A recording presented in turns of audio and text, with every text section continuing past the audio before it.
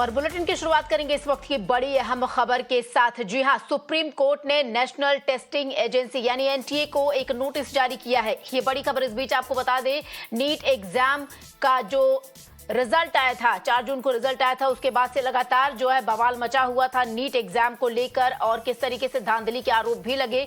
इसी बाबत supreme court में कई याचिकाएं दाखिल की गई थी। यहां तक कि याचिकाओं में कहा गया था कि जो नीट का एग्जाम हुआ उसे रद्द किया जाए। बहरहाल उस पर सुप्रीम कोर्ट में आज सुनवाई हुई और साफ तौर पर आपको बता दें कि सुप्रीम कोर्ट ने सुनवाई करते हुए एनटीए को एक नोटिस जारी किया। हालांकि दूसरी तरफ कोर्ट ने यह भी कहा कि काउंसलिंग पर रोक लगाना फिलहाल उचित नहीं है। तो काउंसलिंग पर रोक लगाने से फिलहाल सुप्रीम कोर्ट ने इनकार किया है।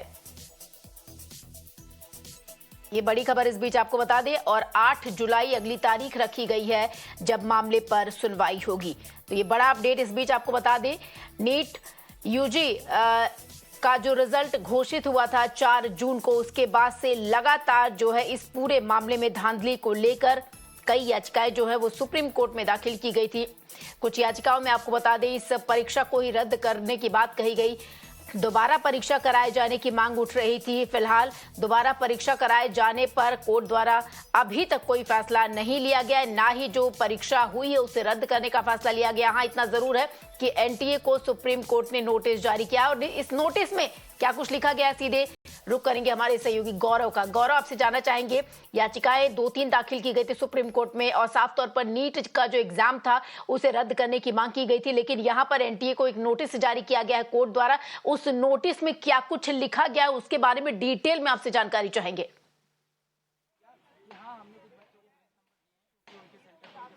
जी बिल्कुल, देखिए जो नोटिस दिया जाता है किसी भी दूसरे पक्ष को, रिस्पोंडेंट को, उसमें कुछ लिखा नहीं जाता। सिंपल नोटिस सर होता है और उसमें जो पिटिशनर्स की डिमांड होती है पिटिशन में, उसी पर जवाब दाखिल करना होता है। तो ऐसे में नेशनल टेस्टिंग एजेंसी को 8 जुलाई को होने वाली सुनवाई से पहले जो है एक जवाब दाखिल करना होगा कि आखिर जो सवाल खड़े हो रहे हैं खास करके पेपर लीक को लेकर, उनको लेकर जो है एनटीए का क्या कहना है, क्या पेपर लीक हुए थे और किस तरह के कदम उठाए गए थे।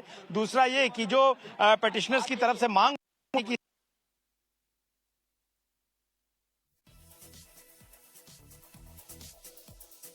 जी, तो हमारे सहयोगी गौरव देखिए यहाँ पर हमारे साथ जुड़े हुए थे। सुप्रीम कोर्ट द्वारा एक नोटिस जारी किया गया है, खास तौर पर ये जो याचिकाएं दाखिल की गई और उसी पर जवाब मांगा गया है एनटीए से।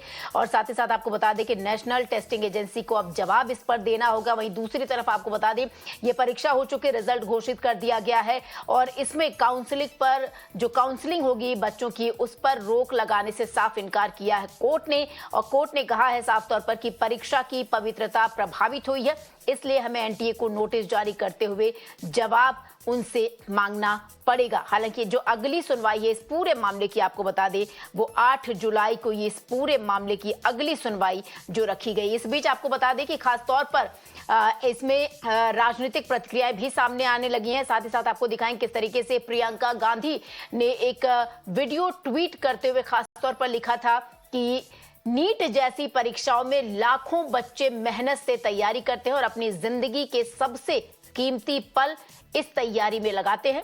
पूरा परिवार इस प्रयास में अपनी श्रद्धा और शक्ति डालता है, लेकिन साल दर साल इन परीक्षाओं में पेपर लीक, रिजल्ट से जुड़ी गड़बड़ियां सामने आई हैं। क्या परीक्षा कराने वाली एजेंसियों की जवाबदेही तय नहीं होनी चाहिए? क्या सरकार को लापरवाही वाला रवैया छोड़ परीक्षा प्रणाली पर गंभीरता से विचार नहीं करना चाहिए? हम अपने युवा साथियों के सपनों को यूं बिखरते हुए नहीं देख सकते। तो ये देखिए, एक ट्वीट किया गया था प्रियंका गांधी वाड्रा द्वारा। कल उन्होंने ट्वीट किया था, एक वीडियो भी उन्होंने ट्वीट किया था। इस वीडियो में आपको बता दें लखनऊ की जो एक आयुषी पटेल है, उनका ये वीडियो था जो सोशल मीडिया पर आपको बता दे वायरल हो रहा था। और इसी वीडियो को प्रियंका गांधी द्वारा ट्वीट करके अपने युवाओं के प्रति एक यहां पर ट्वीट किया गया। साथ ही सरकार से सवाल पूछा गया और जो जवाबदेही है उन पर एक्शन की बात की गई। हमारे सहयोगी गौरव एक बार फिर से हमारे साथ जुड़ गए। जी गौरव, अपनी बात जारी रखिए। अलग जी लाइव है मेरे बिल्कुल लाइव है। तो देखिए बिल्कुल ये एक पिटीशन और जो है वो दाखिल की गई है। जी। हमारे साथ अलग पांडे जी हैं जिन्होंने एक पिटीशन दाखिल की है और रिजल्ट जो आया है उसके बाद ये पिटीशन दाखिल की गई है। अलग जी ये बताइए मुख्य मांगे आपकी क्या है और किन की तरफ से आपने ये पिटीशन यहाँ पर लगाई है? मैंने बच्चों की तरफ से ही लगाई है। देश भर के बच्चे हैं, लाखों बच्चे हैं। कहीं ना कहीं उनको लगता है कि मुझे उनके लिए कुछ करना चाहिए, तो मैं कर रहा हूँ जितना मुझसे हो सकता है। हमने ये मांग की है कि एक तो पटना के अंदर जो पेपर लीक हुआ है, गुजरात के अंदर भी ऐसी समस्याएं हैं, उनकी जांच हो पहली। दूसरी चीज ये जो ग्रेस नंबर इस बार अजीब तरह से दिया गया है, 720 दे दिया, कट ऑफ इतना ऊपर चला गया। ये कहते हैं 1563 को दिया, किस बेसिस पे दिया है, कैसे सीसीटीवी से देख लिया, क्यों सारे बच्चों को ग्रेस नहीं दे रहे हैं। एक बच्चा जो मेहनत करके 640 नंबर ला रहा है और उसके बाद भी उसकी 40,000 रैंक आ रही है, और एक बच्चा बिना मेहनत के 700 नंबर लेके आ जाता है जिसकी 2000 रैंक हो जाती है, तो उसको तो कॉलेज मिल जाएगा 700 वाले को, 640 जो मेहनत किया उसको नहीं। और जिसको आप ग्रेस दे रहे हो, आप कैसे बता सकते हो बच्चा इस ग्रेस को पाने के लायक है कि नहीं? आप कहते हैं हमने समय देखा, आंसरिंग एफिशिएंसी देखी। आप खुद सोचिए किसी बच्चे को आप 720 ग्रेस दे देंगे और बच्चा कहीं ना कहीं हमारे संस्थान में पढ़ता था, साल भर उसके 630 640 नंबर आते थे, तो कभी उसके 720 नहीं आने वाले। तो पूरी तरह से ये जो प्रोसेस है अनफेयर है। कुछ स्टूडेंट्स ऐसे भी आपके रहे हैं जो 720 जिन्होंने आपके पास से आपसे पढ़कर लाए हैं? देखिए कुल हमारी संस्था से 4 बच्चे थे 720 लाए, उसमें से एक बच्चा ऐसा था जिसके साल भर सारे टेस्ट में 630 नंबर आते थे, 640 नंबर आते थे। अच्छा बच्चा है, 640 का बच्चा भी बुरा नहीं होता, उसको भी गवर्नमेंट मेडिकल कॉलेज मिल जाता, पर आपने उठा के उसको ग्रेस नंबर देके 720 में पहुंचा दिया जिसका वो हकदार नहीं। लोग हैरान हो रहे हैं कि जिस कोचिंग या जिस टीचर के बच्चे 720 आए वो खुद पिटीशन दाखिल कर रहा है, आखिर वजह क्या है? गलत तो गलत है ना साहब, अब ऐसा थोड़ी सारे, और जिस कोचिंग क्या, देखिए मैं बहुत क्लियर बोलता हूँ, भारत के सारे बच्चों को हम पढ़ाते हैं, यूट्यूब पे पढ़ाते हैं, लाइव पढ़ाते हैं, फ्री पढ़ाते हैं, सारे बच्चे हमारे हैं। ये मैं नहीं, देखिए ये मुद्दा ना अभी इक्वालिटी का है, ये मुद्दा देश का है, इसमें आप कोचिंग फोचिंग ये सारी चीजें नहीं कर सकते। और कितने बच्चों के साथ बुरा हुआ है, कोई बच्चा दूसरी कोचिंग में पढ़ा है तो 18 साल का है, तो क्या मैं उसको प्यार नहीं करूंगा क्या यार? वो मेरे देश का बच्चा है, कल कुछ करेगा देश के लिए। मैं जिन हालातों से यहाँ तक पहुंचा हूँ अपनी जिंदगी में, वो भी पहुंचेगा, तो मेरे लिए सारे बच्चे बराबर होते हैं। तो मुझे चाहे किसी कोचिंग का बच्चा हो, ये तो अनफेयर है, अनफेयर है। ये बताइए कि आज आप लोगों ने सुप्रीम कोर्ट में कोशिश की कि सुनवाई हो, क्या कोर्ट की तरफ से कहा गया है? हमारी आज नहीं, हमारी कल है लिस्टिंग। आज जो लिस्टिंग थी जिस मुद्दे की, वो 1 जून का मुद्दा है, यानी पेपर रिलीज होने से पहले की लिस्टिंग है, पेपर का रिजल्ट आने से पहले। 4 जून को रिजल्ट आया, ये जो लिस्टिंग थी 1 जून की थी, यानी कुछ लोगों ने पेपर लीक के बारे में पहले ही यहाँ पे PIL दाखिल की थी, तो ये उस पे था। तो पेपर लीक को देख के ही माननीय सुप्रीम कोर्ट ने ये बोला है कि हमें लगता है कि इस एग्जाम की जो गरिमा है उसके साथ कुछ छेड़खानी हुई है, the sanctity of the exam is compromise, और NTA से इसका आंसर मांगा है। 8 जुलाई को अगली डेट दी है, 8 जून को। पर एक चीज जो इसमें थी कि उन्होंने काउंसलिंग को नहीं रोका, अभी नहीं। आपको अपनी पिटीशन में उम्मीद होगी कि काउंसलिंग पर रोक लेंगे, क्योंकि एक बार एडमिशन हो गए तो हमारा मुद्दा जब ऑनरेबल सुप्रीम कोर्ट के सामने आएगा, तो जो एक बॉडी एग्जाम करा रही है उसकी कैपेबिलिटी पे सवाल उठेगा, उसकी ट्रांसपेरेंसी पे सवाल लिखे उठेगा, उसके एग्जीक्यूशन पे। मेरे ख्याल से हमारा मुद्दा कल आएगा तो ऑनरेबल सुप्रीम कोर्ट को ये फील होगा कि जो बॉडी इस एग्जाम को करा रही थी, सिर्फ पेपर लीक तो कहीं माफिया ने कराया, ठीक है, चेन ऑफ कस्टडी ब्रेक हुई पेपर की, वहां भी कहीं ना कहीं बॉडी रिस्पॉन्सिबल, पर पेपर कराने के बाद ये जो ग्रेस नंबर दिया है, किसी से कंफर्म सोल्यूशन लिए बिना, किसी कोर्ट से आदेश लिए बिना, अपने हिसाब से डिसाइड करना, कोर्ट के पुराने जजमेंट का मिस यूज करना, पार्शियली यूज करना। उस जजमेंट में जो इसने यूज किया है ना 2018 का, उसमें ये भी लिखा था कि आपको अपना पोर्टल रीओपन करना होगा, सबके ग्रेवेंसेस फिर से लेने होंगे और सारे बच्चों को ग्रेस देने होंगे जो बोलेंगे, आपको चेक करना होगा, वो भी नहीं किया, तो पार्शियल यूज किया। तो ये चीजें देखेंगे तो मेरे ख्याल से अच्छे डिसीजन। आखिरी में एक सवाल, NTA की तरफ से बहुत सारी सफाई दी गई, आपको लगता है कि NTA कॉम्पिटेंट संस्था है जो एग्जाम कराने में कंडक्ट, या वहां पर बहुत सारे सुधारों की आवश्यकता है? सुधारों की आवश्यकता फॉर श्योर है, ये तो अब सबको दिखाई देता है, सुधारों की, बहुत सारे सुधारों की। और उससे ज्यादा एक चीज जो मुझे फील हुई डायरेक्टर साहब की प्रेस कॉन्फ्रेंस को देख के, कि थोड़ी सी इमोशन, थोड़ी सी एम्पैथी की सबसे ज्यादा आवश्यकता है। जब प्रेस कॉन्फ्रेंस में वो आए थे तो उनको कह देना चाहिए था कि हाँ, हमने पहली बार ये दिया ग्रेस नंबर, और बच्चों हम आपके लिए दिन भर काम करते हैं, हमारे लिए और कौन है? NTA, हम किस लिए? आपके लिए काम करते हैं।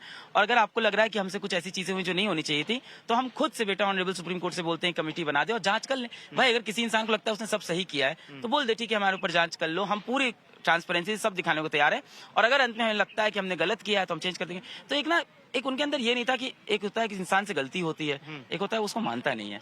तो आके उनको एक्सेप्ट करना था कि हाँ जो हमने डिसीजन लिया वो पूरी तरह से करेक्ट नहीं था। उन्होंने ये बोला भी कि एक्चुअली उन्होंने बोला कि हमें पता नहीं था क्या करें, तो हमने फिर कमेटी बनाई। और कमेटी तो उनको कहना चाहिए था शायद उस कमेटी का जो डिसीजन था वो सबको पसंद नहीं आया, समझ नहीं आया। और ये हमें नहीं, ऑनरेबल सुप्रीम कोर्ट को अब डिसाइड करना चाहिए। और बच्चों हम आपके साथ खड़े रहेंगे। रिश्ता बोलते तो आज बच्चे प्रोटेस्ट नहीं करते ना, उनको भरोसा था ठीक है उस एजेंसी को फील हो रहा है उसने कुछ गलती की है।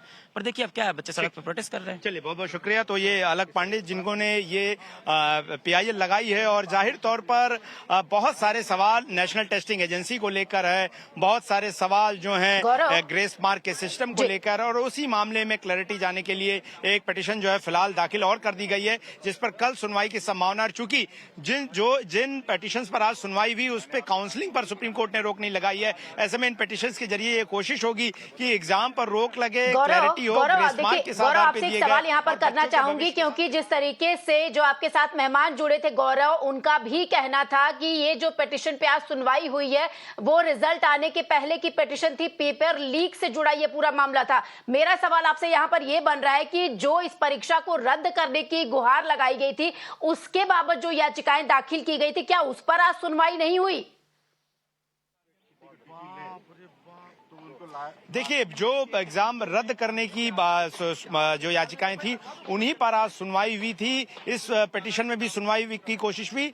उन पिटीशंस में जो कि एग्जाम के पेपर लीक होते ही दाखिल कर दी गई थी सुप्रीम कोर्ट में PIL के तौर पर, उस पर सुप्रीम कोर्ट ने काउंसलिंग पर कोई रोक नहीं लगाया, और उसी याचिकाओं पर सुप्रीम कोर्ट ने टिप्पणी की है। लेकिन अगर आप देखें तो छात्रों का हित इस बात से जुड़ा है कि काउंसलिंग की प्रोसेस रुक जाए, एडमिशन ना हो। अगर चूंकि एडमिशन शुरू हो जाएंगे तो रेट्रोस्पेक्टिव जाकर किसी तरह का आदेश देना संभव नहीं होगा, और जो ये पिटीशंस है वो इनफ्रेक्चुअस हो जाएंगी, सुनवाई लायक नहीं रह जाएंगी।